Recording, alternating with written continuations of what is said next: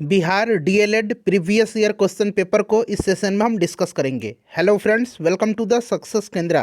Friends देखिए, आज की इस सेशन में हम लोग बिहार डीएलएड एंट्रेंस एग्जाम 2026 के लिए बिहार डीएलएड एंट्रेंस एग्जाम के प्रीवियस ईयर क्वेश्चन पेपर को हम लोग डिस्कस करेंगे।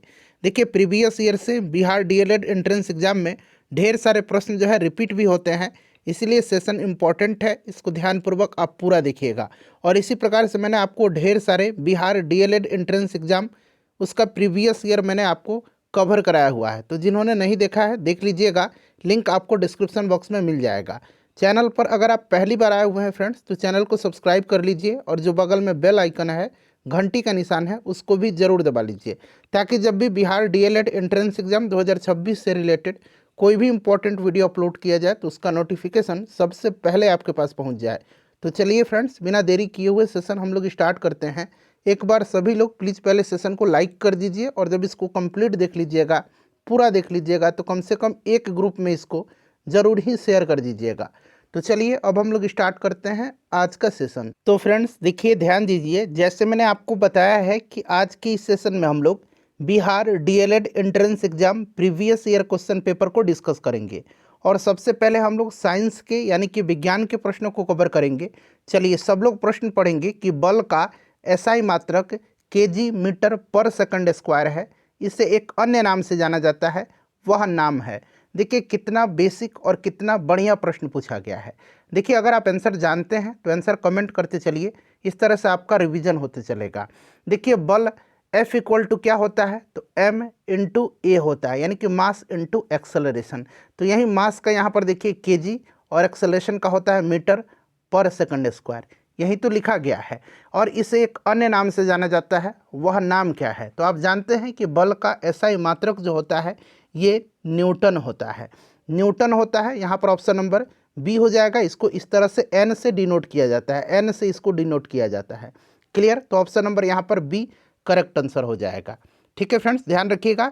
एक न्यूटन बराबर कितना हो जाएगा, अब इस हिसाब से देखें तो एक न्यूटन बराबर 1 केजी मीटर पर सेकंड स्क्वायर हो जाएगा, यही तो होता है ना। और देखिए यहाँ पर पास्कल दिया गया है, जो कि दाब का इकाई है पास्कल। जूल जो है ये किसकी इकाई है, जूल जो है ये ऊर्जा की यूनिट होती है, ऊर्जा की इकाई है। और हर्ट्ज जो है ये किसकी इकाई है, तो हर्ट्ज जो है ये आवृत्ति की इकाई है, आवृत्ति की इकाई है। और इस तरह से हर्ट्ज को डिनोट किया जाता है। तो ये सब आप बेसिक चीज़ है, ध्यान रखिएगा। चलिए उसके बाद देखिएगा कि डायनेमो में, अब एक एक ऑप्शन को पढ़िए। डायनेमो में तो आपको पता है कि डायनेमो जो होता है वो यांत्रिक ऊर्जा को विद्युत ऊर्जा में बदलता है। तो राइट आंसर क्या हो जाएगा, यांत्रिक ऊर्जा को विद्युत ऊर्जा में बदलता है। और इसका विपरीत हो जाता है मोटर। मोटर क्या करता है, विद्युत ऊर्जा को यांत्रिक ऊर्जा में बदलता है, विद्युत ऊर्जा को यांत्रिक ऊर्जा में बदलता है। कौन, तो मोटर बदलता है। ये ध्यान रखिएगा, बड़ा ये प्रश्न रिपीट होता है। ठीक है फ्रेंड्स, देखिए इस पेपर को आप एग्जाम के तौर पर लगाइए। ऐसा समझिए कि आप एग्जामिनेशन हॉल में बैठे हुए हैं और बिहार डीएलएड एंट्रेंस एग्जाम 2026 का पेपर दे रहे हैं। और ईमानदारी पूर्वक आप सभी लोग अपना अपना स्कोर जो है ज़रूर कमेंट करके बताइएगा। देखिए अगला प्रश्न है कि निम्नलिखित में से किसे जीवित जीवाश्मों के अंतर्गत वर्गीकृत किया गया है। बताइए निम्नलिखित में से किसे जीवित जीवाश्मों के अंतर्गत वर्गीकृत किया गया है। तो देखिए जीवित जीवाश्म जो है ये पौधों का एक ऐसा समूह है जो प्राकृतिक बदलाव के बीच भी सालों साल तक ये जीवित रहते हैं, मिलियन वर्षों तक। और इन पर प्राकृतिक बदलाव का प्रभाव नगण्य होता है। सामान्यतः सभी सजीवों में प्राकृतिक अनुकूलन में रहने हेतु कुछ बदलाव होते रहते हैं, और साइकस ही एक ऐसा जीवित जीवाश्म का उदाहरण है। तो यहाँ पर साइकस करेक्ट आंसर हो जाएगा। ये प्रश्न इंपॉर्टेंट है।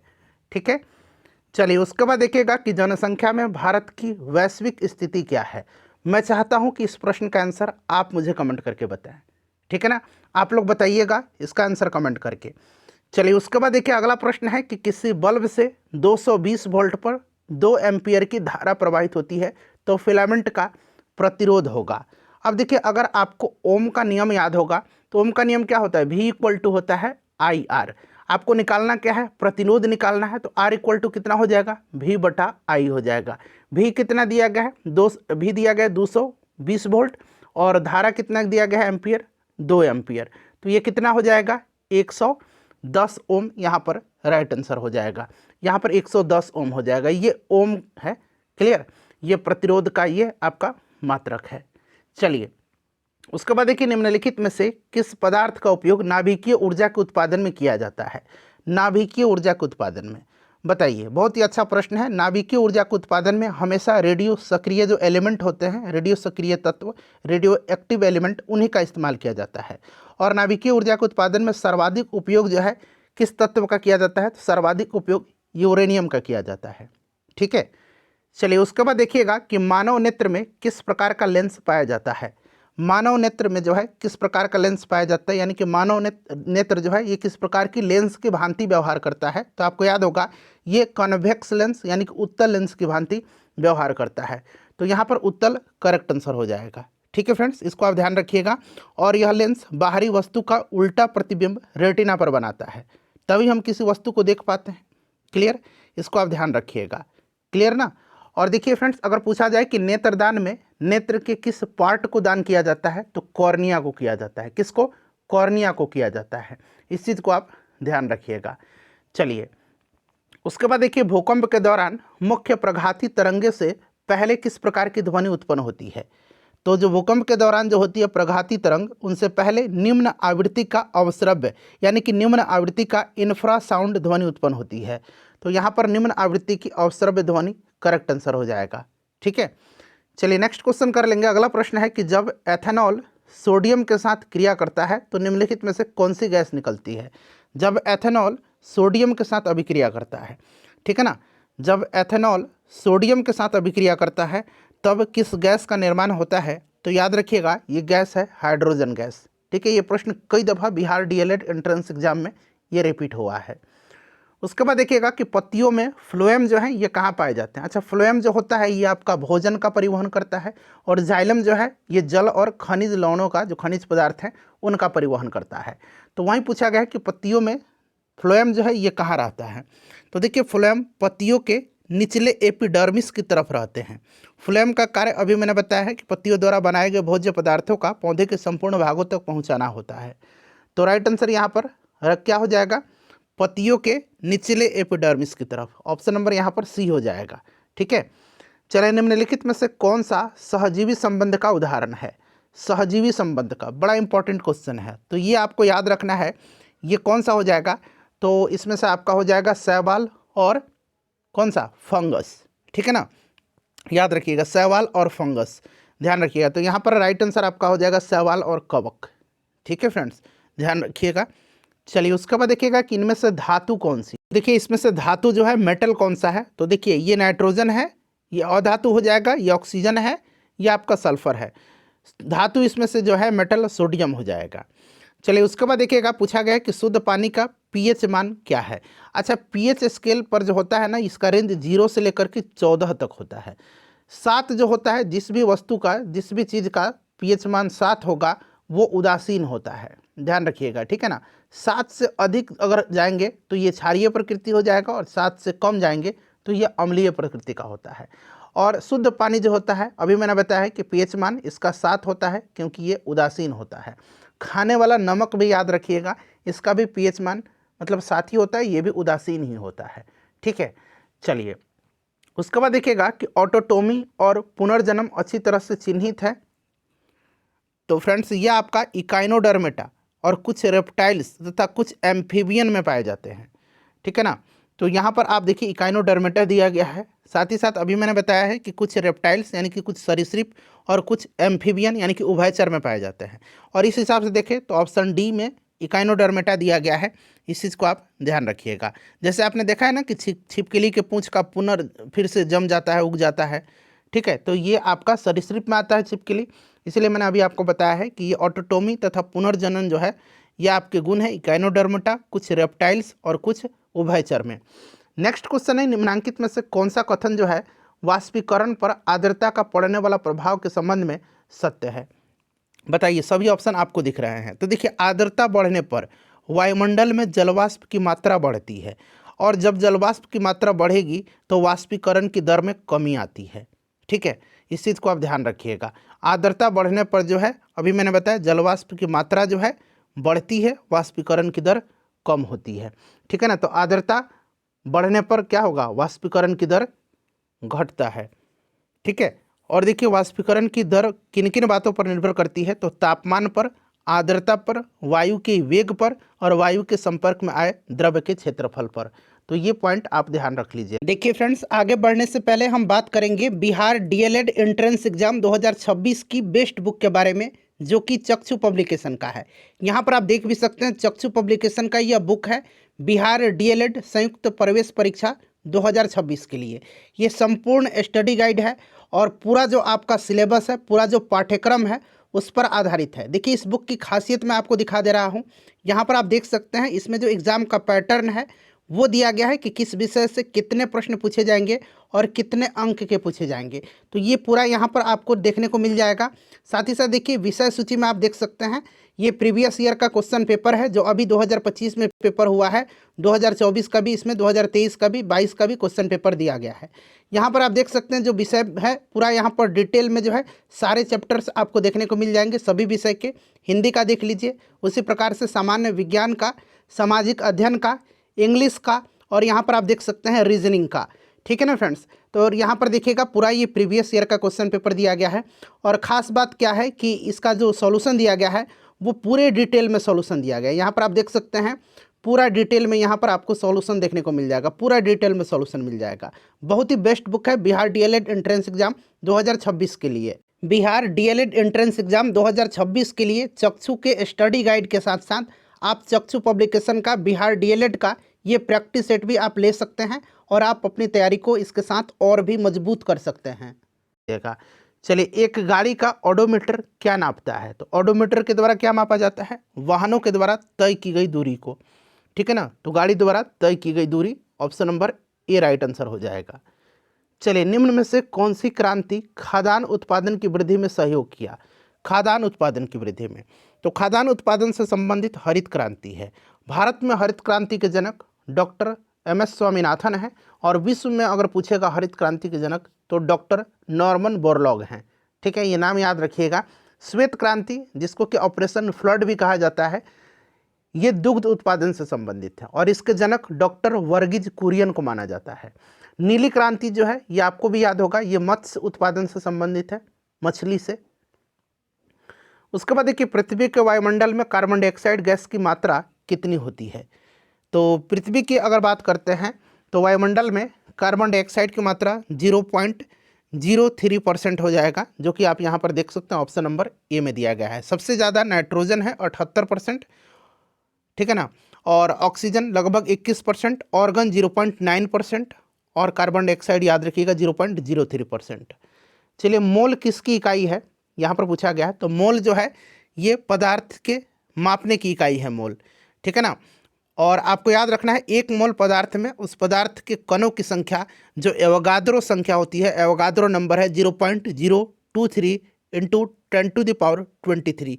ये एवोगाद्रो नंबर है, एवोगाद्रो संख्या है, इसको ध्यान रखिएगा, इसी के बराबर होती है। क्लियर, इसको आप जरूर याद रख लीजिएगा। तो यहाँ पर राइट आंसर हो जाएगा ऑप्शन नंबर ए, पदार्थ की मात्रा। चलिए उसके बाद देखिएगा नेक्स्ट क्वेश्चन है कि माइटोकॉन्ड्रिया की संख्या अधिक होगी। माइटोकॉन्ड्रिया को कोशिका का क्या बोला जाता है, पावर हाउस बोला जाता है। और यहाँ पर देखिए राइबोसोम एक है, राइबोसोम ध्यान रखिएगा, राइबोसोम को कोशिका की प्रोटीन की फैक्ट्री बोला जाता है, प्रोटीन संश्लेषण यहीं होता है। और एक लाइजोसोम है, लाइजोसोम को कोशिका की आत्मघाती थैली बोला जाता है। ये सब पॉइंट आप ध्यान रखिएगा। चलिए तो इसमें से पूछा गया कि माइटोकॉन्ड्रिया की संख्या अधिक होगी तो अंकुरित बीज में, ठीक है ना, तो अंकुरित बीज यहाँ पर करेक्ट आंसर हो जाएगा। चलिए उसके बाद देखिएगा अब हम लोग सामाजिक अध्ययन के प्रश्नों को कवर करेंगे। 20 प्रश्न साइंस से और 20 प्रश्न सामाजिक अध्ययन से पूछे जाते हैं। चलिए देखिएगा सर्वप्रथम मॉनसून शब्द किस देश के नाविकों के द्वारा प्रयोग किया गया था, तो देखिए मॉनसून शब्द अरब देश के नाविकों के द्वारा सर्वप्रथम प्रयोग में किया गया था। ठीक है ना, और मॉनसून शब्द की उत्पत्ति अरबी शब्द मौसम से हुई है, जिसका अर्थ होता है मौसम। ठीक है, तो यहाँ पर आपका राइट आंसर हो जाएगा अरब। नेक्स्ट क्वेश्चन है कि राष्ट्रसंघ के विचार के लिए कौन सा अमेरिकी राष्ट्रपति जिम्मेदार थे।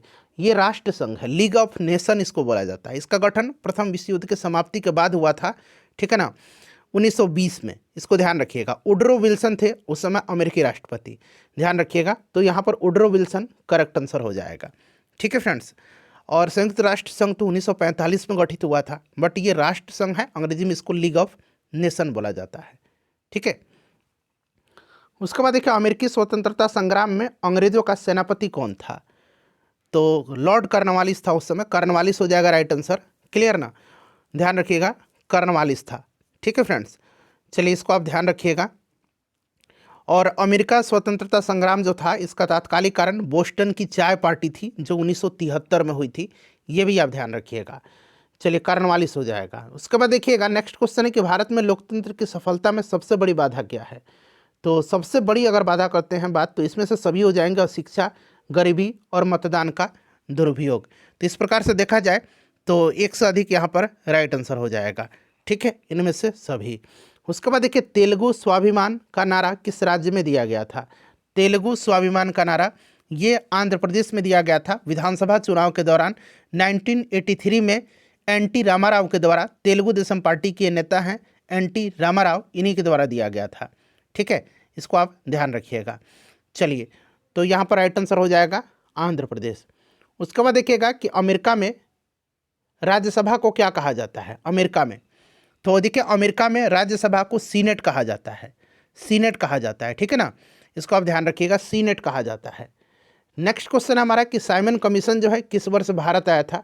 बड़ा इंपॉर्टेंट क्वेश्चन है। साइमन कमीशन जो है इसको व्हाइटमैन कमीशन भी कहा जाता है क्योंकि इसमें एक भी भारतीय सदस्य नहीं थे।